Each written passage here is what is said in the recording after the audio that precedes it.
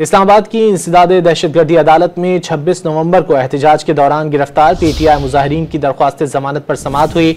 दौरान समाअत प्रोसिक्यूटर ने आगाह किया कि केस से मुतालिक रिकॉर्ड कुछ देर तक पहुंच जाएगा। जज ने बरहमी का इजहार करते हुए रिमार्क्स दिए कि रिकॉर्ड ना आया तो DIG को जाती हैसियत में तलब कर लिया जाएगा।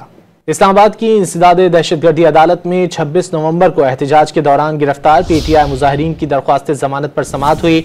दौरान समाअत प्रोसिक्यूटर ने आगाह किया कि केस से मुतालिक रिकॉर्ड कुछ देर तक पहुंच जाएगा। जज ने बरहमी का इजहार करते हुए रिमार्क्स दिए कि रिकॉर्ड ना आया तो DIG को जाती हैसियत में तलब कर लिया जाएगा। इस्लामाबाद की इंसदाद दहशतगर्दी अदालत में 26 नवंबर को एहतजाज के दौरान गिरफ्तार पीटीआई मुजाहिरीन की दरख्वास्त जमानत पर समाअत हुई। दौरान समाअत प्रोसिक्यूटर ने आगाह किया कि केस से मुतालिक रिकॉर्ड कुछ देर तक पहुंच जाएगा।